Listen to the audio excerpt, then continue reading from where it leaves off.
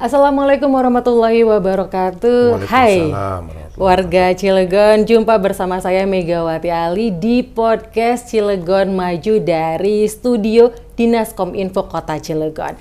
Nah, warga Kota Cilegon, di podcast ini bakal dibahas terkait kebijakan-kebijakan dan juga program dari Pemkot Cilegon yang tentunya pro rakyat dan juga dalam upaya meningkatkan pembangunan di Kota Cilegon. Pada kesempatan kali ini akan dibahas terkait UMKM.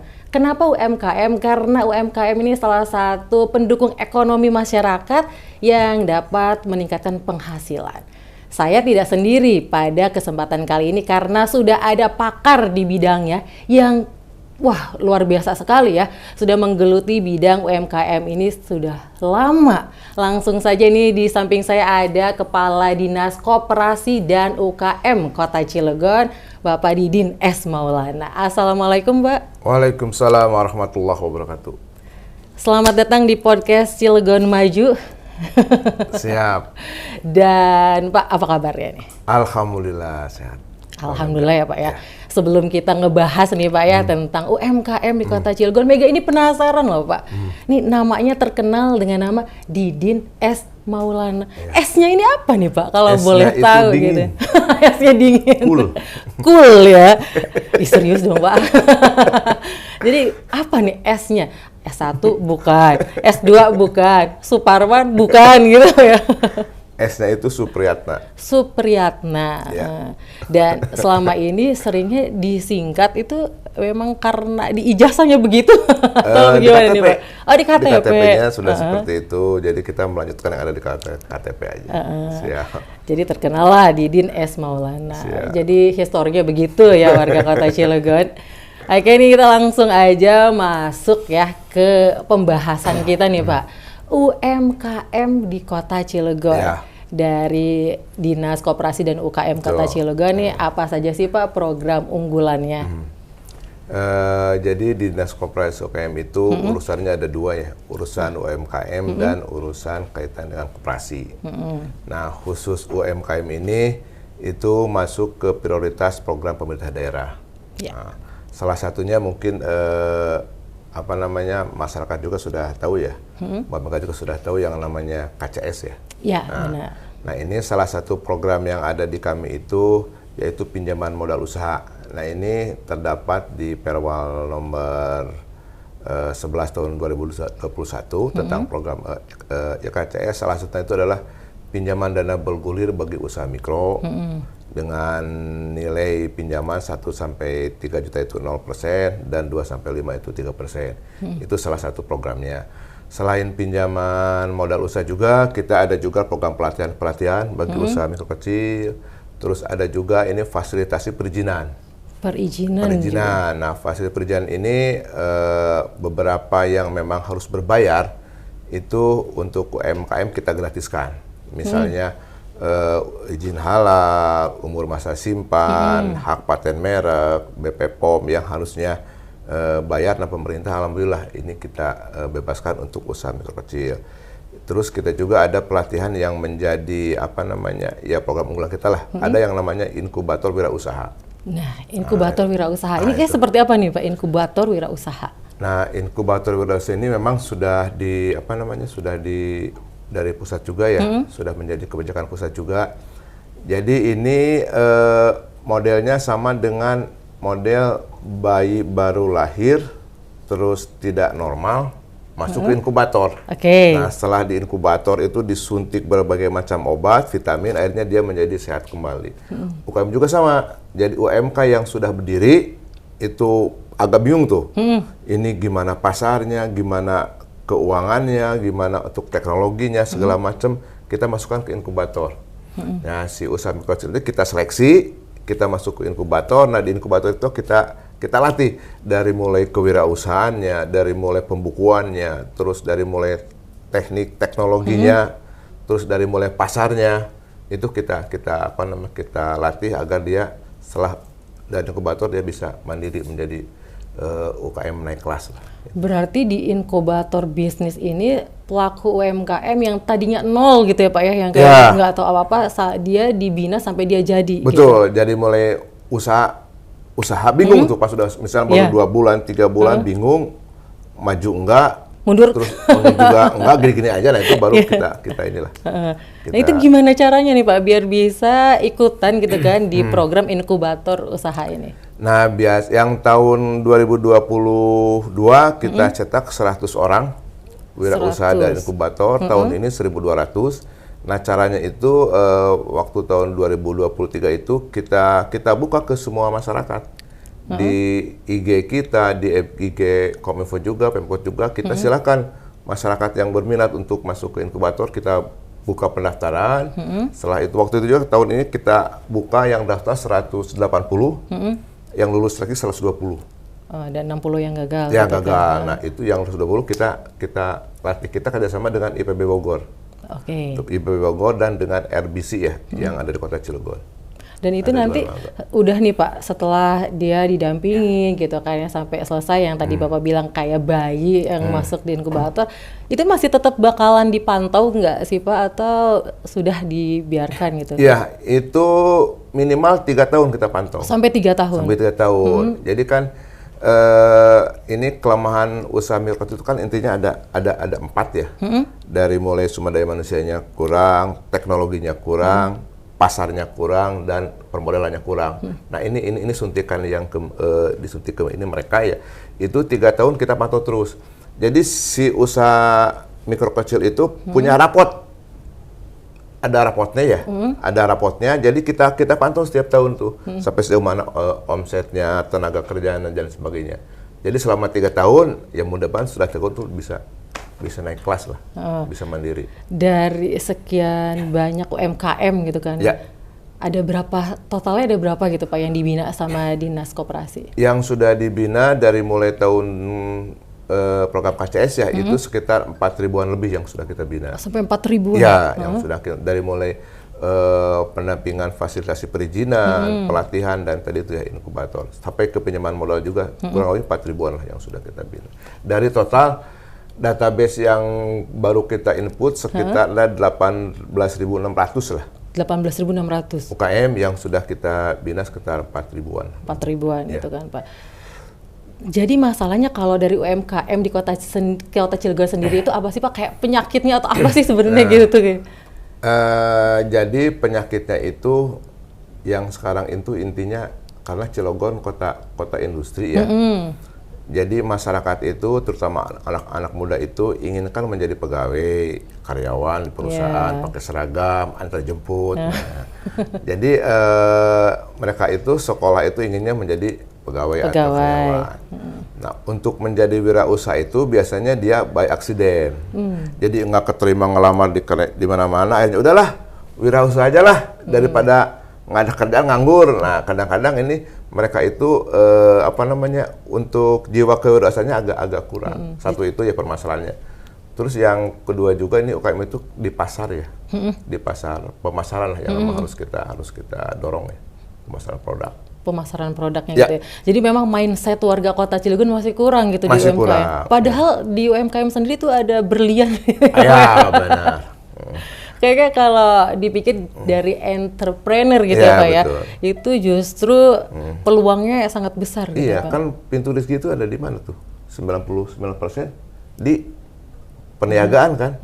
Itu bukan kata saya loh, kata Nabi kita ya.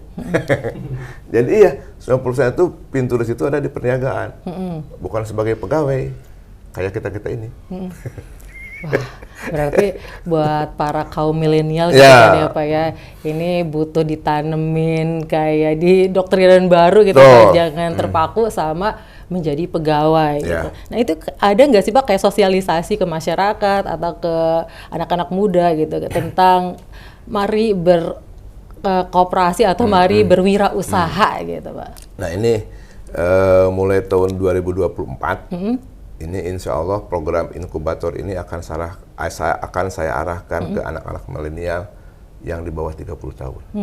Kalau sekarang kan ada 220 ya, itu kebanyakan hampir 90% kan kaum perempuan. Terus yang usianya sudah 40 tahun ke atas lah, ibu-ibu segala macam. Nah ini saya ingin di 2024 itu fokus ke anak-anak muda yang memang punya motivasi, punya niat untuk wirausaha pasti itu saya yakin itu ada orang-orang Cilegon itu. Nah itu kan jadi fokusnya di ke anak muda. Tahun depan ya Pak, tahun 2024 berarti nanti kayak bakal ada informasi pengumumannya juga pasti, gitu ya Pak? Pasti, kita seleksi mereka untuk jadi wirausaha muda. Potensinya besar ya Pak? Banyak, yang saya tuh banyak anak-anak muda ini yang punya yang punya rencana usaha ini, tapi mereka bingung, ini mesti kemana nih? Kayak kemarin, Pak saya punya usaha nih, gini saya dulu sekolah di sini nih, mesti gimana Pak katanya? Itu masukkan aja ke inkubator, prek aja.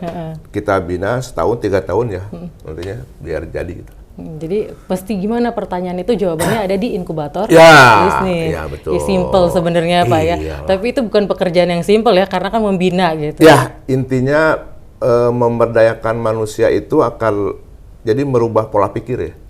Pola pikirnya itu yang paling susah ya memang untuk membangun manusia. Kalau membangun gedung jalan kan gampang ya.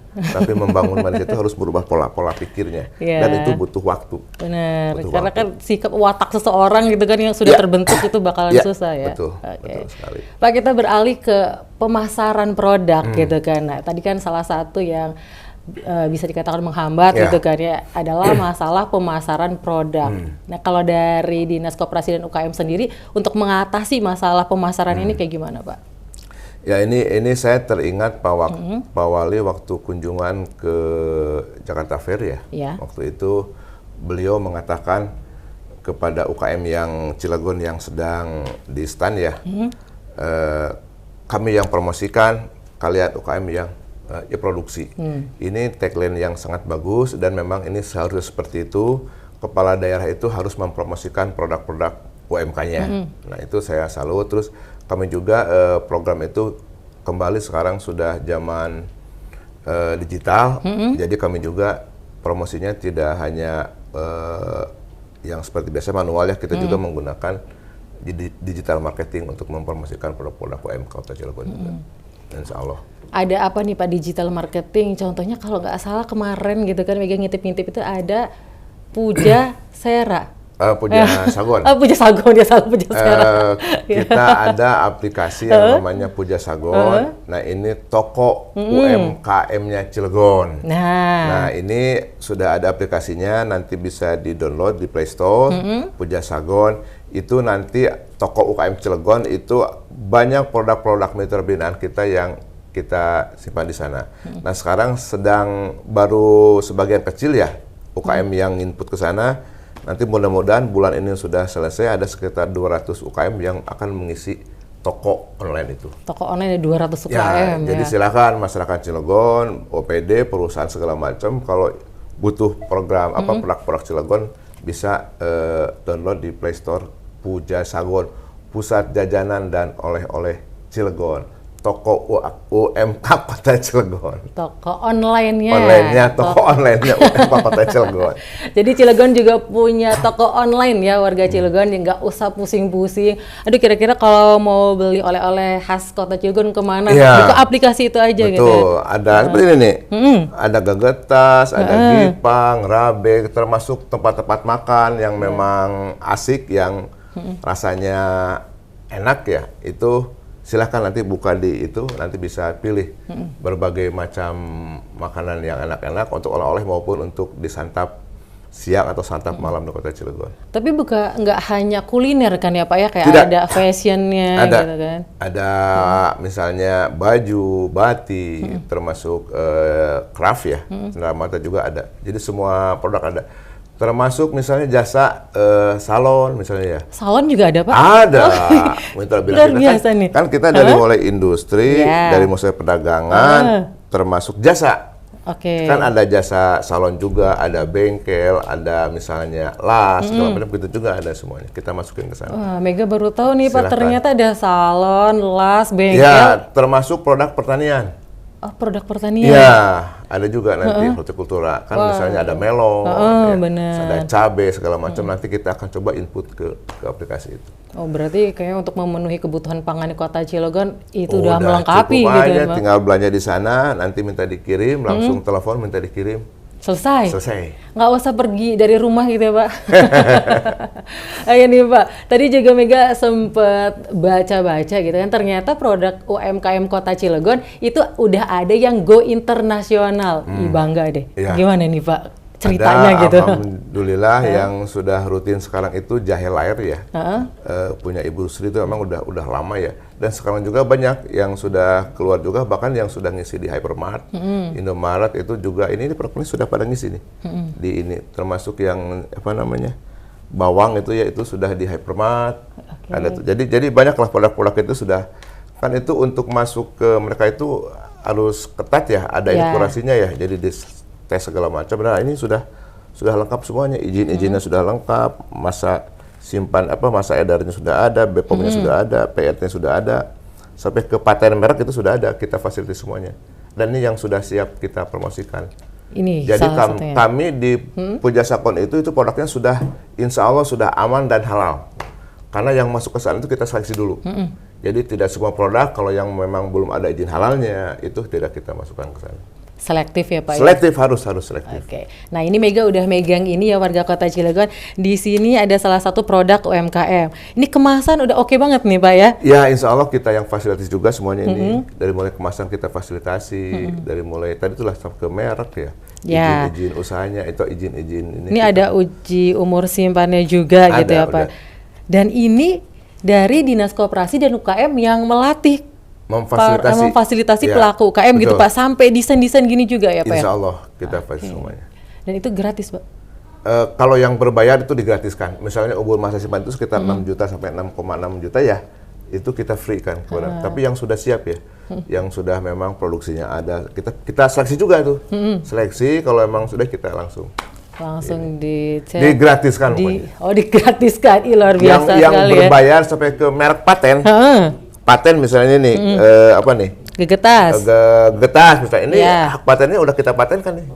Oke. Itu berbayar juga, hak patennya ini. Kita gratiskan juga. Oke. Wih luar biasa ya ternyata buat menjadi UMKM binaan dari Insya Allah kalau di Cilegon itu kita fasilitasi agar UMK-nya naik kelas. Naik kelas. UMKM-nya naik kelas dari usaha mikro ke usaha kecil, usaha kecil ke usaha menengah. Dan juga upaya dari Dinkop ya Pak ya, belum lama ini kayaknya ada kerjasama sama salah satu mall terbesar di Kota Cilegon ya? Ya. Itu sedang didesain tepatnya ya.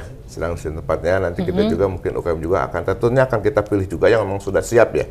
Yang sudah siap perizinannya segala macam kita simpan di sana. Bakal di-display gitu kan di sana, dijual di sana gitu. Nah ada juga nih Pak, kemarin itu ada program kunjungan UMKM setiap hari Jumat ya Pak. Ini bisa dijelaskan nggak sih Pak, kayak apa konsepnya dan tujuannya seperti apa? Jadi konsepnya inti tadi itu untuk promosi ya, untuk promosi karena alhamdulillah nih Pak Wali itu sering mengendorse UKM Cilegon dan contohnya gini lah, contohnya itu telur asin itu, Pak Murad itu sudah kita bina, awalnya dia sebelum dibina itu hanya 200 butir per hari, sekarang sudah 2.000, 3.000 bahkan dia kekurangan bahan baku. Salah satunya itu Pak Wali pernah mengendorse itu produknya dia nih telur asin jadi ternyata banyak juga yang pesan, termasuk kemarin juga ke bawang UKM bawang ya, itu juga setelah di endorse Pak Wali alhamdulillah pakatnya pesanan semakin banyak ya, jadi intinya ini salah satu program Pak Wali juga untuk tadi itu kami yang promosikan, kalian yang memproduksi gitu ya. Jadi ini salah satu untuk memang meningkatkan penjualan si usaha mikro kecil. Intinya itu. Jadi memang wali kota efek tuh luar biasa ya Pak? Sangat luar biasa. Karena kan IG-nya beliau kan sudah banyak, jadi kan pasti banyak. Bener ya? Ya jadi, Pak Wali giliran foto begini aja nanti banyak yang nanya itu apa ya gitu ya. Kalau saya begini siapa yang mau nanya ini Pak ya? Ayo nih Pak, kayak segudang kebijakan, segudang program gitu kan. Penghargaan apa saja sih Pak yang sudah didapatkan dari Dinas Koperasi Kota Cilegon? Kalau penghargaan untuk UKM ya, kayaknya saya belum ada ini nih, belum ada informasi nih. Kalau untuk Dinas Koperasinya ya, paling waktu itu untuk koperasinya Pak Wali tahun 2023 pernah mendapatkan penghargaan penggerak koperasi Madya ya, Pak Wali itu di tahun ini ya. Kemarin disampaikannya waktu hari koperasi di Padang tahun ini ya. Kalau untuk UMKM ini paling mitra binaan itu sudah banyak yang misalnya ke Mandalika kemarin ya. Caumel tuh. Yang Caumel mana, itu nah ini udah tahun 2020 itu sudah salah satu produk yang direkomendasikan untuk dipasarkan di Mandalika. Jadi si UKM-nya juga dibawa ke Mandalika itu. Dan itu seleksinya cukup ketat. Pelakunya ini ke Mandalika dan produknya dibawa juga? Iya, juga? dibawa juga ke sana. Itu ini jadi memang salah satu itulah prestasi dari UKM karena memang seleksinya cukup ketat. Ketat, bener jadi ya. Ini sudah internasional lah, sudah mendunia. Karena memang mewakili Kota Cilegon tentu harus diseleksi dong ya, Pak betul, dikurasi dulu. Oke, benar. Nah, Pak, tanggapan Bapak nih tentang sekarang kan ya pemerintah kayak sudah membatasi adanya penjualan online. Salah satunya ada TikTok Shop gitu kan yang sudah tidak boleh gitu kan ya Pak. Sedikit nih Pak, tanggapan Bapak bagaimana? Karena ini kebijakan pusat ya, mungkin dari pusat juga sudah ada ya mungkin ada keluhan dari masyarakat ya. Kalau saya sih secara pribadi setuju karena memang ini TikTok Shop itu kan dijadikan ajang penjualan produk ya. Kalau promosi nggak apa-apa. Kan kadang-kadang saya juga lihat artis-artis top ya hanya menjajakan segala macam, itu kasihan dengan usaha mikro kecilnya. Nah kalau saya TikTok oke, tapi hanya untuk promosi, tidak untuk penjualan. Kalau promosi nggak apa-apa. Misalnya ini udah selesai, jangan sampai wah ada transaksi jual beli. Nah ini kayaknya tidak sehat juga lah, tidak sehat juga. Jadi hanya memang pengusaha yang besar lah yang mampu untuk membayar artis-artis yang itu yang memang bisa mempromosikan, tapi UKM kan kadang-kadang tidak seperti benar. Apalagi efek orang terkenal yang mempromosikan ya. Kayak di Kota Cilegon, buat Pak Wali yang promosikan aja sudah banyak yang beli. Apalagi ke artis-artis ibu kota gitu ya Pak ya. Kalau Bapak ada rencana buat mempromosikan di medsos Bapak produk-produknya apa memang sudah gitu? Nah ini kita juga tadi ya, kita sedang optimalkan toko-toko online, terus kita juga nanti mungkin di IG Dinas, terus saya juga sedang mencari nih, tokoh-tokoh nasional orang Cilegon yang menjadi tokoh nasional untuk bisa mengendorse produk kita. Sedang dicari nih sama bosnya ini nih. Bosnya siapa? Bosnya TV, Cilegon TV. Lagi dicari buat mengendorse ya Pak ya? Buat mengangkat produk-produk dari pelaku UMKM di Kota Cilegon. Oke, UMKM-nya kita skip dulu, kita mau beralih nih Pak ke koperasi, karena kan Kepala Dinas Koperasi dan UKM. UKM udah kita bahas warga Cilegon, jadi kita mau ngebahas koperasi. Saat ini nih Pak, koperasi yang aktif di Kota Cilegon ini ada berapa banyak? Nah ini jumlah koperasi itu sekitar 600-an ya. 600 itu yang aktif itu sekitar ada 390-an ya. Jadi hampir 55% lah yang aktif. Yang memang usahanya ada, terus aktivitas ada, itu seperti itu. 55% yang aktif berarti sisanya nggak aktif gitu ya Pak? Ini kenapa nih Pak? Ada yang tidak aktif, ada juga yang memang dalam proses dibubarkan. Itu ada 51 koperasi itu akan dibubarkan karena memang sudah tidak ada alamatnya, tidak ada pengurusnya, tidak ada anggotanya, itu kita usulkan ke pusat untuk dibubarkan. Yang tidak aktif ini biasanya gini, dia itu tidak melaksanakan rapat anggota. Jadi koperasinya ada, tapi tidak melaporkan rapat anggota. Terus yang tidak aktif ini mungkin ada permasalahan di koperasinya, ada pengurusnya. Dan itu juga kita sedang bina terus agar yang tidak aktif itu diaktifkan kembali lah koperasinya. Kalau memang sudah tidak bisa lagi ya itu kita usulkan untuk dibubarkan saja. Sibuk sekali ya Pak ya di tugas Dinas Koperasi ini Pak ya dalam mengurus rakyat. Masih sibuk di Kominfo. Oh, saya sibuk di Kominfo. Enggak juga, tenang-tenang aja sih. Karena kan memang bersentuhan langsung sama masyarakat gitu ya Pak ya. Alhamdulillah kalau di koperasi UKM langsung dengan masyarakat. Jadi amal ibadah juga. Ya, tim gimana nih Pak buat tim yang langsung buat mengurus ke lapangan gitu kan. Jadi untuk koperasi kita ada khusus pengawas koperasi ya. Kita kan ada jabatan pengawas koperasi itu ada sekitar 4-5 orang, kita bagi-bagi tuh. Jadi satu orang itu bisa mengawasi sampai 50 koperasi. Terus untuk misalnya pinjaman modal usaha kita sudah ada UPT, itu juga yang survei, yang seleksi, yang mencairkan kita sudah ada. UKM juga ini yang memang untuk fasilitasi NIB halal itu ada orang-orang yang memang sudah siap untuk memfasilitasi UKM. Insya Allah kalau SDM sudah cukup orang-orangnya. Dan sudah kita latih juga, kita sertifikatkan juga biar dia itu memang sesuai dengan ketentuan lah untuk perizinan ya terutama ya. Jadi memang sudah ada orang-orang profesional di bidangnya gitu Pak ya. Oke, dan harapan dan pesan Bapak nih untuk para pelaku UMKM dan juga koperasi di Kota Cilegon seperti apa? Untuk koperasi dulu ya? Ya, boleh. Untuk koperasi dulu boleh. Ini para pengurus koperasi di Kota Cilegon, ini koperasi adalah gerakan ekonomi rakyat. Koperasi adalah dari kita, oleh kita, untuk kita. Nah ini mudah-mudahan teman-teman pengurus dan anggota koperasinya itu bisa tetap mengembangkan koperasi. Kalau pengurus itu layani anggota sebaik-baiknya, karena anggota sebagai pemilik koperasi, dan bagi anggota aktiflah untuk bertransaksi dengan koperasi. Karena kalau anggota tidak aktif, koperasi tidak akan maju. Karena anggota itu sebagai pemilik dan pengguna jasa atau pelanggan koperasi. Itu terus yang untuk UMKM tetap semangat, yang masih produksinya belum baik, misalnya masih kurang di teknologinya, kurang dan sebagainya, termasuk pembukuan, silakan datang ke kami, kita fasilitasi. Terus yang memang pemasarannya agak kurang, kita fasilitasi juga. Kita sudah ada toko online, bahkan kita juga sering mengajak untuk pameran-pameran ya, di seluruh Indonesia lah kita ajak juga. Tetap semangat, insya Allah pintu rezeki itu lebih banyak di perniagaan. Nah, jadi insya Allah yang penting semangat, terus jujur ya, harus jujur, kreatif, dan semangat untuk terus berusaha. Insya Allah UMK Cilegon naik kelas. Selanjutnya kami juga ingin berpesan lah ke para kepala OPD, camat, lurah, terus kepada pimpinan perusahaan ya, baik BUMN, BUMD, perbankan, terus juga ke hotel, restoran.